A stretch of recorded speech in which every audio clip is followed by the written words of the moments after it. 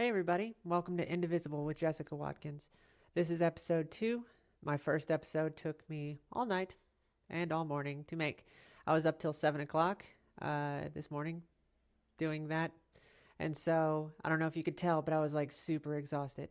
But today I've got my coffee and we're just going to go ahead and power through. Let's dive in.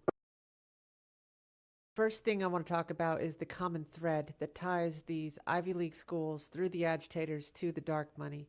It sounds very complicated, but it's going to be mostly surface level stuff. First thing I want to talk about is this video that I came across by Ayn Rand. She was a notable philosopher and writer.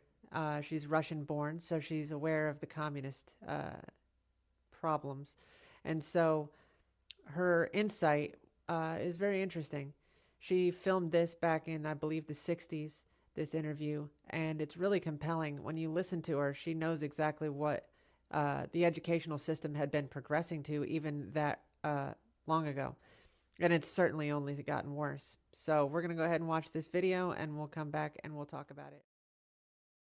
Most dangerous thing in this country today are the universities, because they're teaching the kind of ideas that would necessarily have to lead to the destruction of this country. Institutions from Harvard on down are preaching collectivism, mysticism, and above all, altruism, self-sacrifice of yourself, the giving up, the resignation. Can you be a little bit more specific? I've never been to Harvard. I've never been to class there, but can you give me an example? That's your advantage. Oh, thank you. Of how they are teaching sacrifice, how they are teaching altruism. Open daily paper and look at Mr. Carter, a very peculiar creature, who is telling you that we're going to overcome the oil shortage by driving less, by giving up. Let us all make a sacrifice. Let's lower our standard of living, and we'll all be living better. Now, is that a proper philosophy to tell a country that has pride and self-esteem, a Harvard that would be preaching American ideas, more specifically reason, individualism, capitalism?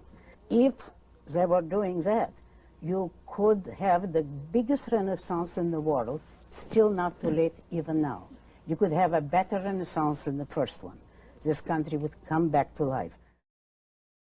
So as you can see there, one thing that she was noticing was this self-sacrifice altruism that these students are pushed to.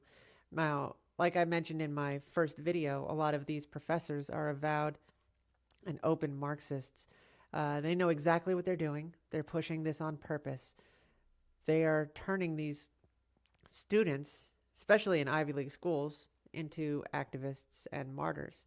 And that's not by accident. It's by design. So Ayn Rand was predicting a lot of this.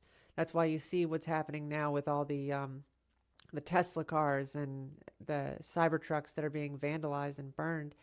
A lot of these kids are willing to throw their life away, to jump out in traffic, run across the street and attack your vehicle. They've been groomed to that point. Grooming isn't just a trans or a gay thing. It is also a Marxist thing. We have to recognize that this grooming is happening at all levels. A lot of these kids don't even realize they've been groomed. They're so brainwashed by this ideology that they're willing to go and do something extreme to like that. One post I came across here, this gentleman by the name of Jacktron pulled this up, and he tagged Elon Musk and was talking about how one of his informants had infiltrated one of these crowds. And while they were doing it, they were passing out information and giving these students or activists advice on this sheet of paper.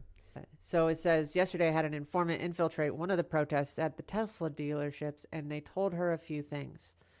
These protests are only happening in congested congressional districts, so they're stirring outrage in places they think they can flip. They're being funded by 501c4 charities, being given dark money from Democrat politicians in these districts. Again, that's not surprising.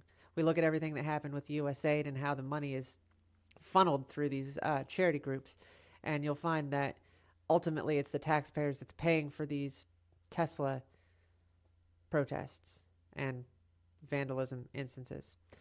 And then they're also avoiding X because they know X is Elon-friendly territory and he can be listening. So I think that's interesting. What really was interesting to me is these actual chants. Like, I'm going to pull them up here for you. I mean, they're crazy. So, I mean, it's got a lot of the usual, like, boilerplate stuff. You know, who's got the power? We've got the power. Hey ho, hell no, Elon Musk has got to go. They pass out these chants, and they expect you to follow along, and they whip the crowd up. There's a whole psychology to doing that. What really, really kills me, though, is at the very, very end of this, it's got whose rights, our rights.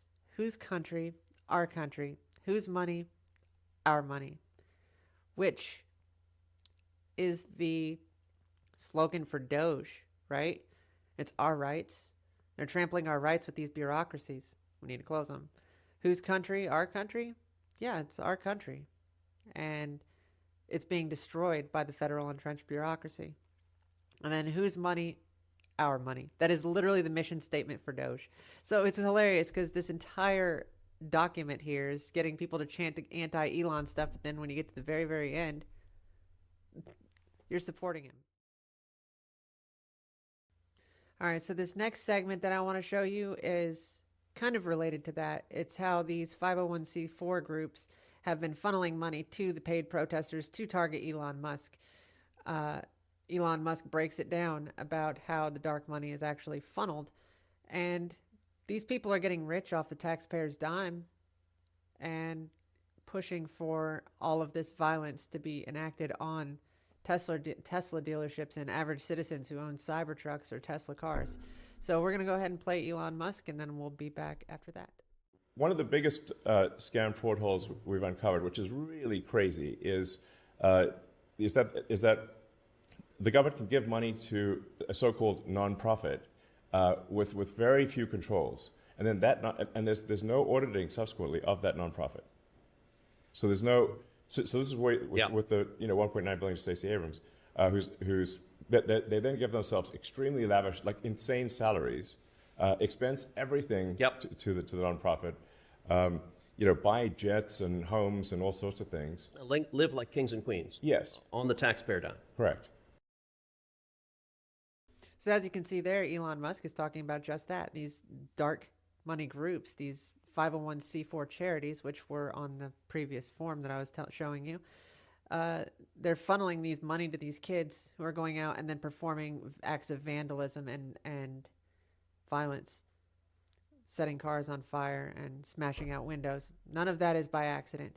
And these 501c4s are getting incredibly rich doing it. As you can see there, Elon was talking about how they're buying boats and houses and private jets. I don't know about you, but that's exactly why I wanted Doge. I got what I asked for. I got what I voted for. In this next segment, I wanted to get to what you had voted for in the polls. You wanted to see more January 6th related material. That came in pretty highly. So I'm going to be doing what I call the J6 trifecta. Every day I'm just kind of going to farm through X or the interwebs, and I'm going to find 3 most interesting January 6th pieces of news that is going to come out that day. First clip I want to bring to you is this Fox News clip I came across. It's really, really funny. So I'm going to show it to you here in a second. An exchange between Joe Biggs and Eric Swalwell, which is just classic. Calling for a ban on certain guns. Well, social media erupted in response, with one user replying in part. So basically, Congressman Swalwell wants a war because that's what you would get. The congressman responding with a tweet saying it would be a short war, my friend. The government has nukes, too many of them, but they're legit. I'm sure if we talked, we could find common ground to protect our families and communities. I mean, this may be the single dumbest tweet in the history of the Twitters. I mean, who tweets this? No less a United States congressman. Now, just some background on this, though, Jedediah. Congressman Swalwell months ago had proposed the idea of legislation to confiscate firearms from legal gun owners, to take away weapons, to do it. So there's actual background to this story. So the story came up again, and that's how he got in this back and forth. But, I mean, he wants to run for president in 2020. Like, what's his slogan going to be? Like, Swalwell 2020, we've got the nukes? I mean, this is the liberal mindset. So as you can see there, Eric Swalwell wants to use nukes on us. Now, I don't like Joe Big's characterization of, declaring war. I get where he's coming from, but Eric Swalwell wants to use nukes on us. That's his argument, is we have the nukes. Anyway, I thought that was kind of interesting. Joe Biggs was one of the most notable Proud Boys that was there on January 6th. And in the Fox News interview, they just referred to him as some guy named Joe Biggs, just some guy. And they knew who he was. All right, the next segment I'm going to cover is Jake Lang is running for Senate. That's a thing. I'm going to hold my tongue. 1776 is back, America. Hello, my name is Jake Lang. I'm a January 6th political prisoner that was recently pardoned by President Trump. We want to thank the president sincerely for freeing us from Biden's disgusting gulags. January 6th was a day when free men stood up against tyranny, and our founding fathers would have been shoulder to shoulder with us. Patriots sacrificed 4 years of our lives for this country, and I will not let that sacrifice be in vain. The weaponized DOJ, the FBI Gestapo, and the deep state regime conspired to silence us. They tried to destroy President Trump and persecute all of his supporters, and I will never allow that to happen again. It was God who got me through the gulags, and it's God who's going to make America great again. January 6th was a cry for change, and I am that change. The tree of liberty is thirsty, America. We may have won the 2024 election, but the revolution has just begun. We're going back to the Capitol, and this time as your next elected officials and lawmakers. Florida, vote for me for United States Senate. My name is Jake Lang, and I approve this message. Holy cow. What was that? I'm not going to go into details on this one. I think his video was plenty satisfactory on that. Primaries exist for a reason, folks. There are plenty of candidates to choose from. Don't get narrowed into only one. There are more. All right, this last video I'm going to show you, I told you I was not going to break into conspiracy theories, and I'm going to stick to that. I'm not going to talk about conspiracy theories, but I do think this is an interesting video. I came across it on X, and I think you guys will find it quite fascinating.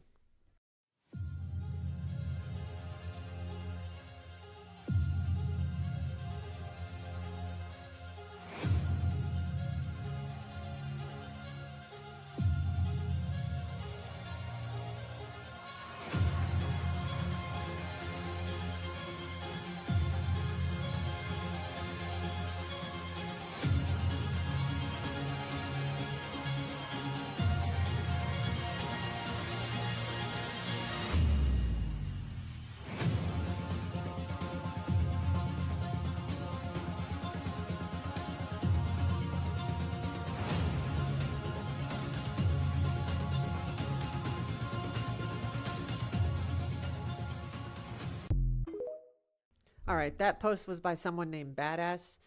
They showed this video of this provocateur being uncuffed, which is completely crazy. Clearly, there was no other people around. It's not like they were afraid for their lives. It's not. They weren't under duress. These officers just uncuffed him and said, "No, we're good here. Thank you." One thing I do notice, though, is a lot of these kind of instances, they're always dressed alike. So pull your own thread, form your own conclusions. I'm not going to feed you that narrative. You can believe however you'd like to believe. All right, this next segment comes to you from Libs of TikTok. I think we all know who they are. They've done a lot of excellent work exposing the left by just letting them speak for themselves. In this video that I came across, these school administrators were discussing how they were going to implement Drag Queen Story Hour for their toddlers. Let's give that a listen. I know last year it was a waiting line to even get it. Like, it was really well attended. Couldn't ask for a bit more beautiful day. And I'm expecting wonderful days this summer as well. Yeah, it was really fun last year. And my, at the time, 3-year-old had such a good time tipping the drag queens and the other drag performers.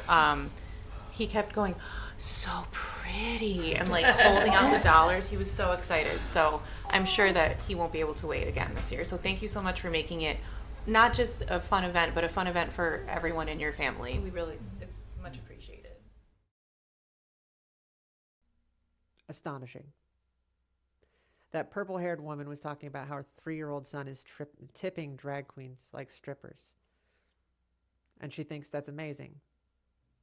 If you wonder why our schools are going to hell, it's because these people are worried far more about their activism than they are about being an educator. This is why our school ratings are dropping the way they are. If you're a drag queen, you belong in a bar. It's fun, great, have a great time. I don't really care. If you do this in front of children, you belong behind bars. And I will never budge from that position. This is the kind of thing that Trump is draining the Department of Education for, which, thank God, because that's exactly what needs to happen. This stuff needs to end because you're paying for it. All right, everyone, this last segment I'm calling Cruel, Kind, Comical, or Common Sense. I think you will find this kind of amusing. Feel free to put down in the comments what you vote for any particular thing. If you think I got it wrong, I'm going to share my perceptions on it, but enjoy. This first one I'm going to show you is Biden quote. It's old. Everyone knows it. So the real question is, Biden didn't want his kids growing up in a racial jungle. Is that cruel? Is it kind? Is it comical? Or is it common sense? My vote is common sense. We all know Joe Biden's a racist. All right, this next one I've got here for you, let me pull it up, says, I'm Judge Douglas Hogan. I gave 3 illegal aliens probation for raping a 14-year-old. If that is true, and it's been circulating all over X, but that doesn't mean it's true. Never believe anything on the internet. But if that is true, that is incredibly cruel. The people who did that belong in Guantanamo Bay. They're here illegally. It makes you an invader. Goodbye. The probation? Are you kidding me? Americans get 20, 30 years for that. And rightfully so. I mean, that's exactly as it should be. Trust me, I was in prison with Chomos. And those people belong in prison. You meet some people that'll chill you to your soul.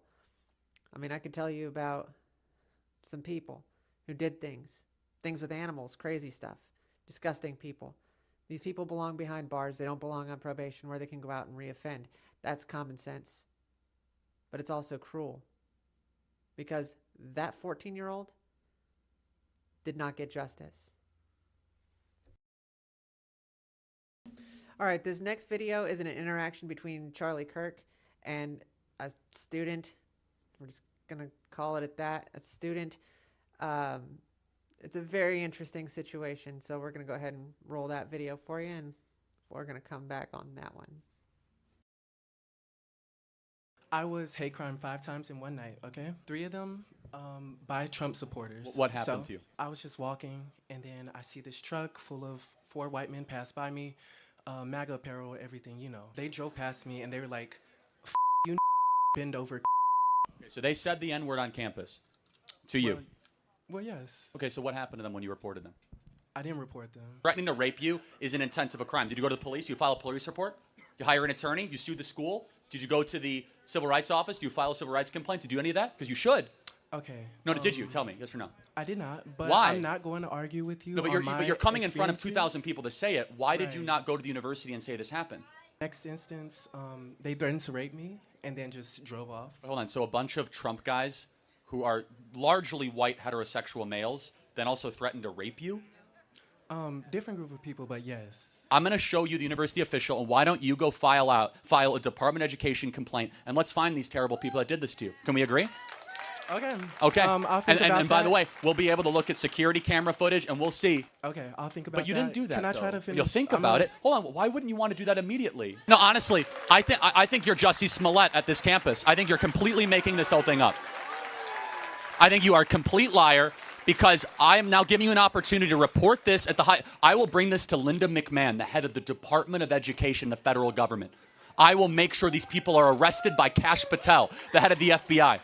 And you'll say, oh, I'll think about it. Because you're making this up. You're doing this for a political purpose. So will you, no, seriously, Kash Patel will get involved. Yes? It's a hate crime. That's not acceptable. Will you do this or not? That's really cute, Charlie, but I'm trying to give you the opportunity to alleviate hate within this group of people who have a shared ideology. But hold on a second. There's no hate. There's just love of America here in this audience. That's all that's here today, okay? That's all that's here. So that guy was hate crimed 5 times in one day. And apparently, MAGA people said they were going to rape him. Charlie Kirk called him on his BS, which was pretty funny to watch in real time. He's like, why? You don't want to make a complaint? I mean, I'll get Kash Patel on the phone right now. And he wouldn't do it. Jesse Smollett, that's hilarious. I'm sorry. Charlie Kirk just got cool points in my book because that was hilarious. I'm going to go with comical on that one. All right, this next one is an old guy talking about shooting Narcan darts at people, which I think is actually kind of funny. Let's go ahead and pull that one up here.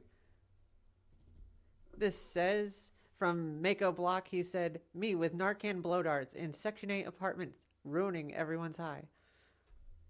That's hilarious. All right, this last one is discussing pride flags on government buildings. It says, Trump bans Pride and Black Lives Matter flags from U.S. buildings across the globe. Now, I have no problem with your flags. You want to fly Black Lives Matter flag or your atrocious Technicolor nonsense, by all means, help yourself. But American buildings are American. They represent all of us, not just you or your little sliver of community. So, at the end of the day, I'm going to put this in the category of common sense. There's only one flag that matters. This one. All right. Thanks, everybody. That's been a fun episode 2, and I will see you guys next time.